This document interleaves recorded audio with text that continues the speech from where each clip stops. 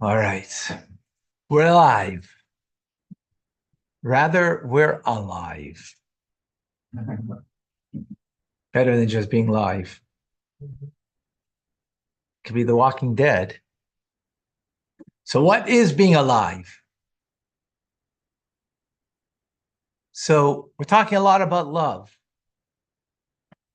There are two basic types of love. And they're metaphorically one like fire and one like water. So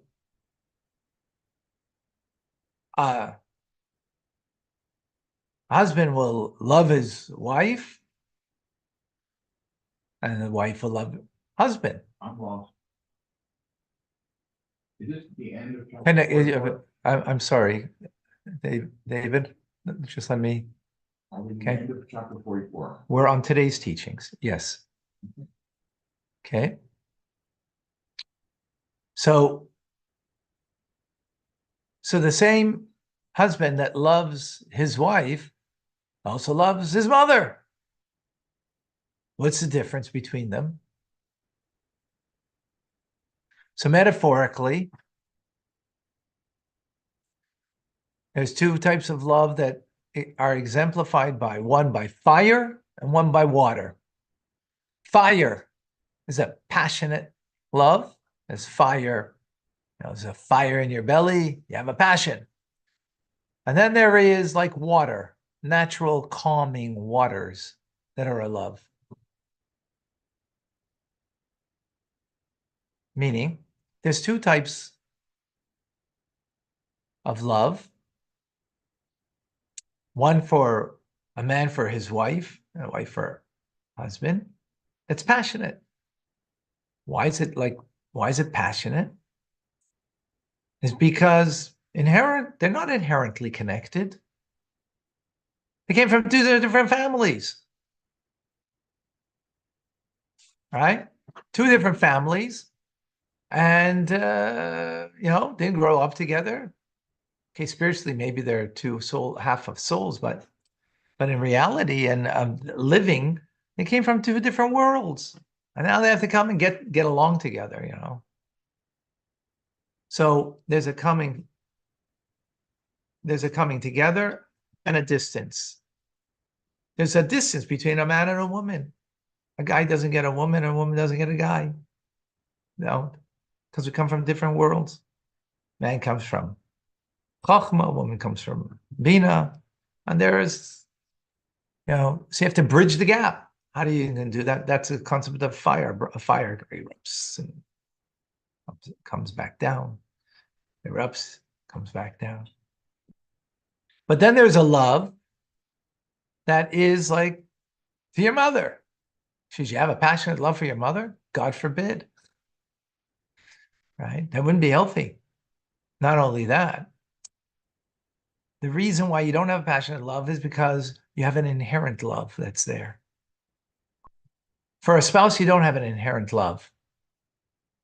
You always got to work on it. You don't have to work on your love for your mother. If you do, right? It's there because you're a part of each other. So that's metaphorically like calm waters. It's just there. Not turbulent waters, calm waters. And those are the two basic kinds of love.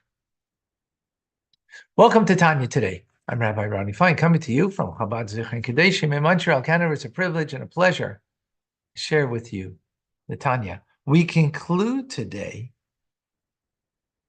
chapter 44. And here we're speaking about love. Two types of love that we spoke about that actually have a commonality to them. We have a love that God is your life. He's your very soul. He's the source of all of everything. That's inherent to us. That's like the calm waters it's part of the makeup of the soul, is that it senses that God is our life. And then there's a love that is like a son to his parents. That he's ready to give up his life for his parents because his love for his parents is greater than his love of life. That's also inherent to the soul, right? The soul wants more connection to God than it wants to actually just live. That's what the soul wants. That's all inherent to the soul. So metaphorically, it's like the calm waters. It's like a child having a love for a parent. It's a natural love. It's just there. It's just there. So in that love that we have for God in our soul, that's just there. Yes, we have to reveal it. Of course, we have to expose it, right? But we're exposing something that's there. That natural love. Says the Alter Rebbe in conclusion of this chapter, which this chapter is speaking about these two types of love, as we went at great length and depth in previous teachings, that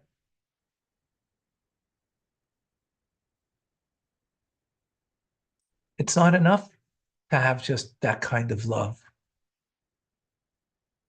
meaning natural love, even though the one of a child ready to give up their lives for their for our for us to give up our lives for God, not to live that way, not to lie that way, that our connection to God is more important than life itself. That's very powerful.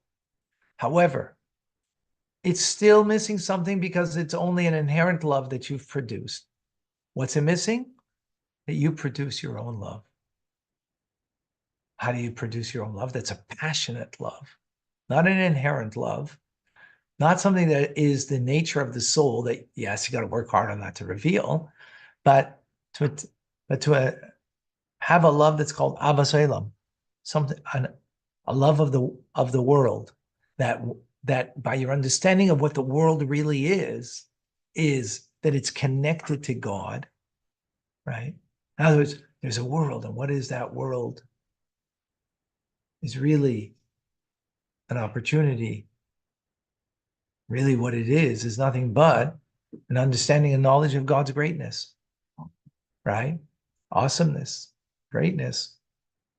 And in order to produce a fiery love, a passion for God, right? A passion for God. Because when you have a passion for God, that's more powerful than an inherent love. What's the proof? That usually the passionate love, people do crazy things for passionate love. We see, right? Mm-hmm. They do crazy things for bad and for good, right? For passionate love. Inherent love, you don't do crazy things normally, right? You have a choice. You don't do crazy for your sibling. That's an inherent love, as you do for that passionate love, right? For a man does for a woman, for example, right? Again, for good or for bad, just bringing out the intensity of it. That in our relationship with God, God says it's not enough to just bring out the inherent love that the soul has in the two forms that we spoke about, right? But that we have to, at the same time, contemplate about the world.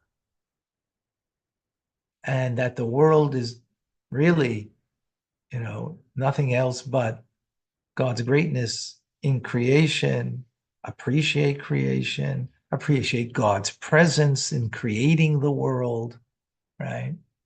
Which will create a passion, because you'll sense, naturally, you first sense a distance, right? The greatness and the awesomeness of God.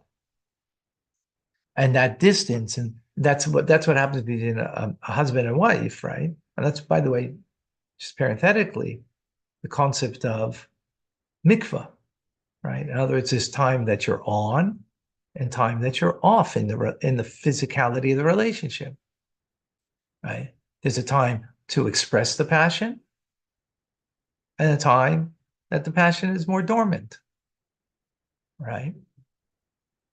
Not all the time passion, not a healthy thing. So, but you don't, that's the nature of the relationship, is a love that is of that there's a distance. So mikvah creates distance that during the time, menstrual cycle, you're not having relations, intimate relations. That creates a distance, physically at least, right?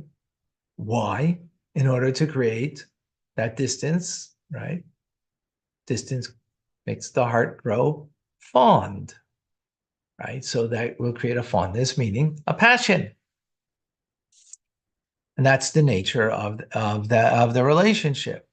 So here, God wants that He wants us to have that with Him too, that we sense a distance, that we want to bridge the gap through the passion that we have to connect.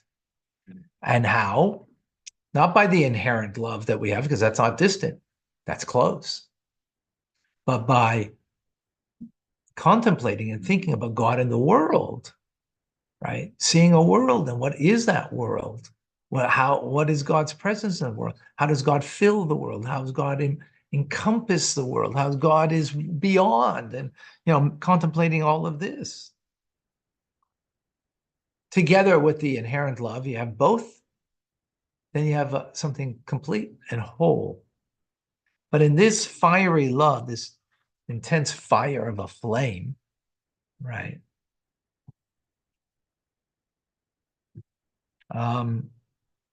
Has a superior quality than the inherent love.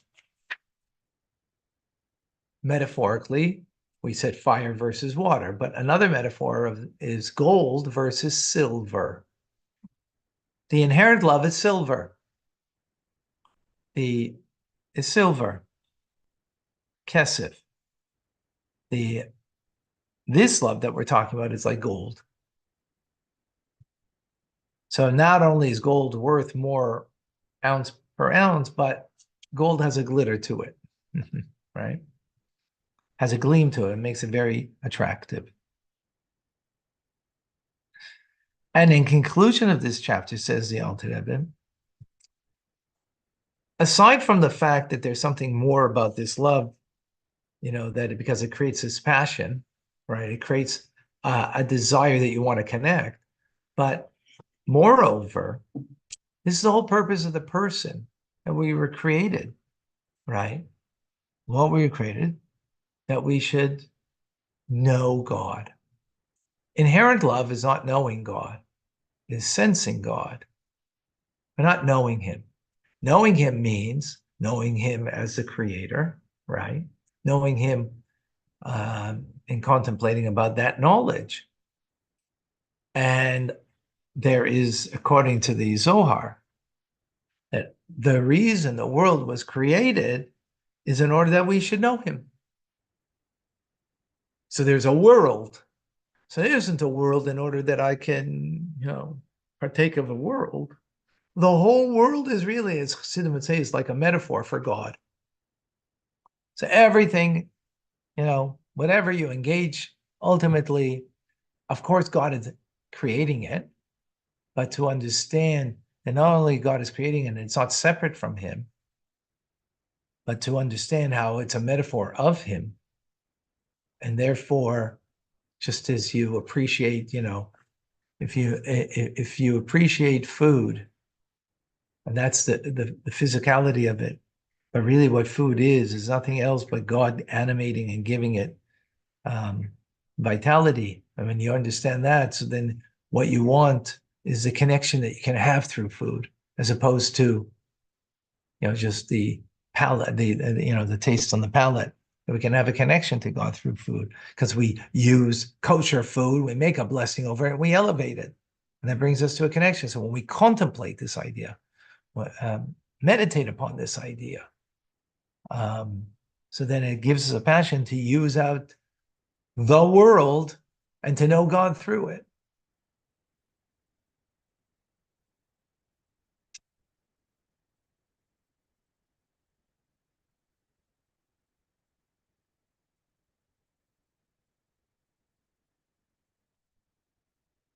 Any questions?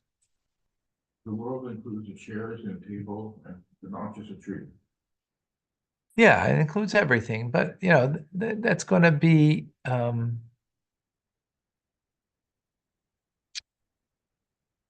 it's more about understanding God himself as creator. I just threw in it that the world is a metaphor, right? Mm-hmm. First and foremost, it's to understand the creator within creation. How is it, how is it that this is created by God? Right? Not that I can use it for God. That's a latter step. Versus, how does this exist? This is a miracle more than splitting the sea. When you contemplate just this paper cup over here and appreciate how this exists, right? And it's a greater miracle, its existence, even though it seems to be so natural. But when you understand that, right, that understanding will lead you to a greater passion to connect to Hashem, right? The more you'll understand it, the more it'll create a passion. In other words,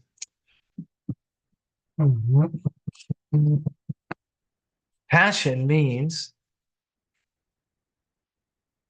as opposed to an inherent love, all I have to do is reveal it. It's there, and I just let it emerge. Our soul is connected to God, and let it emerge, right? Let it emerge.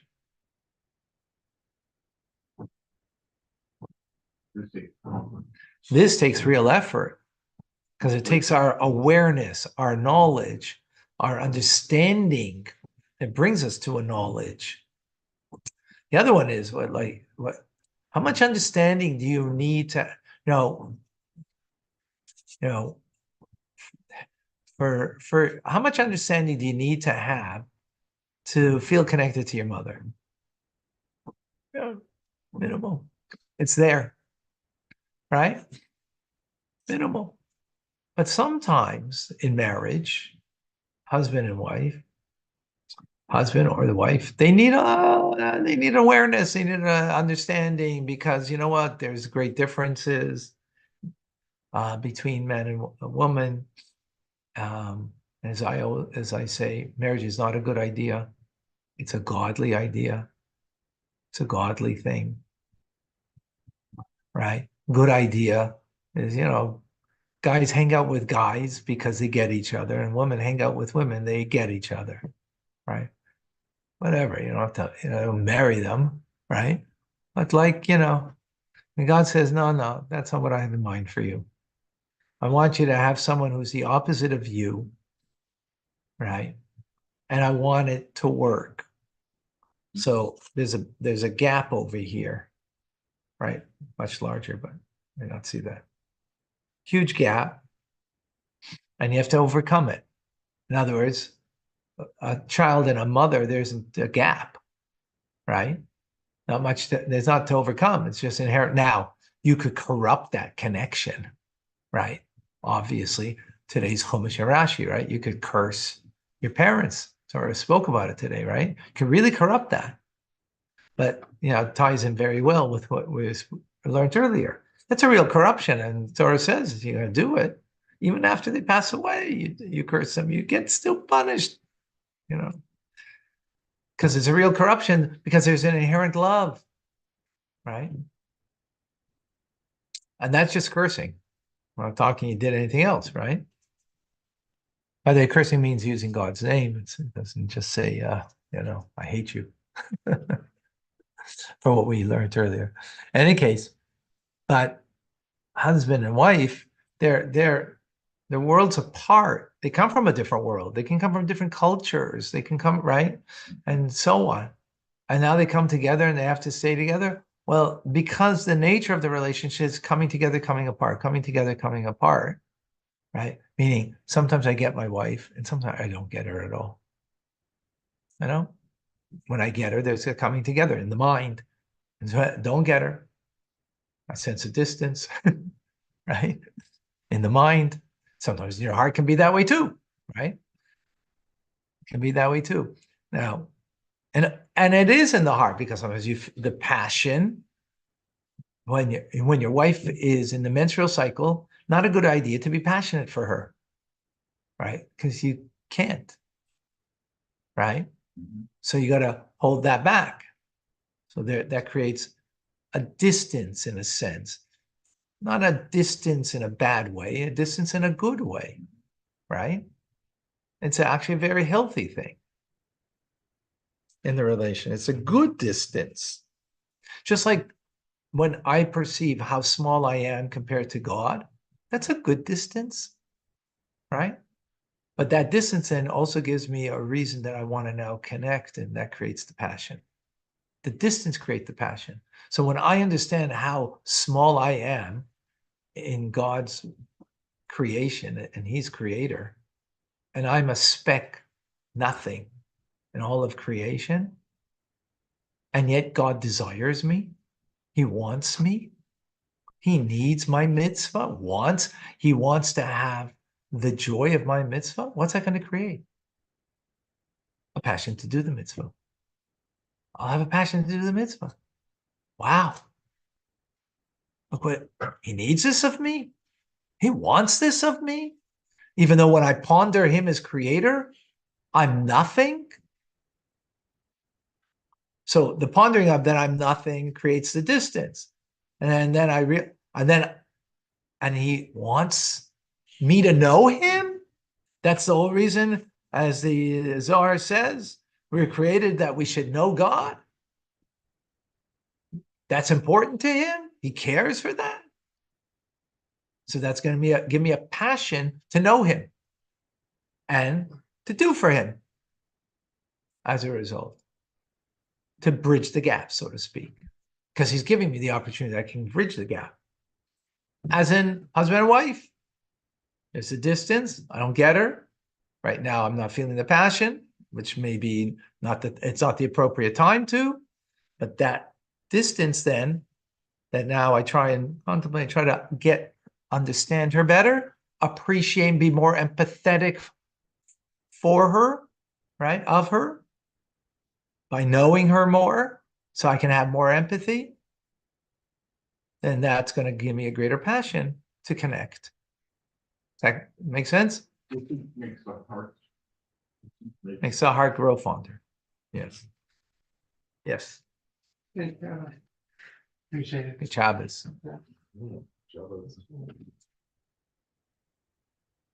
All right. Any questions? Joseph and Brett have questions. Okay.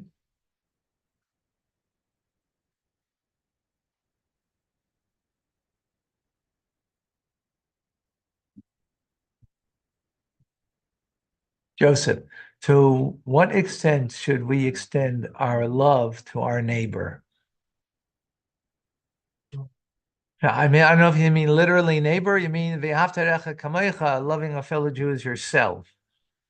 So it's a fellow Jew, then you have to love him as yourself. You love yourself as a Jew, love the Jew and the Jew, right? A neighbor that doesn't have that mitzvah. So you need to be good neighbors. You need to be good neighbors. Also, this is a microphone, so my voice is also clear to them.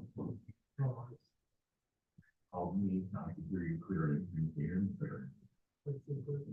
Brett, why does the command say to honor your mother and your father, but it doesn't say to love them? Ah, very good question, Brett. Because we're actually not commanded to love our parents.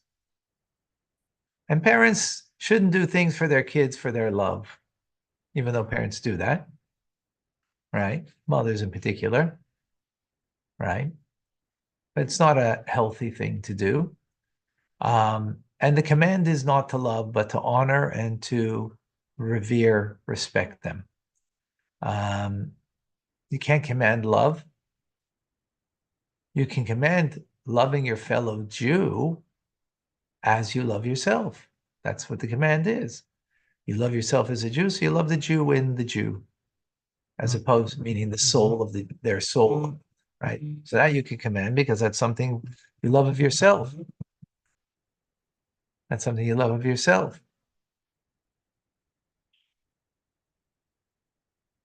Right. Excellent. Thank you, Brett.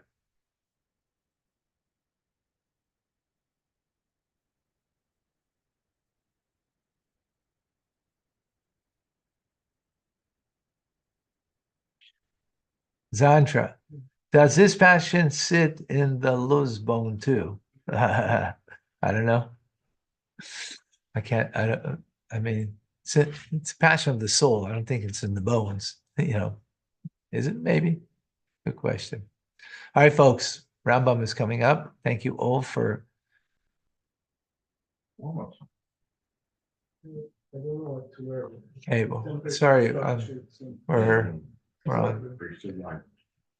I'm Rabbi Ronnie Fine coming to you for Chabad Zurich and Kadesh in Montreal, Canada. It's a privilege and a pleasure to share with you the Tanya, an amazing day, a good Shabbos. Come join us for Rambam.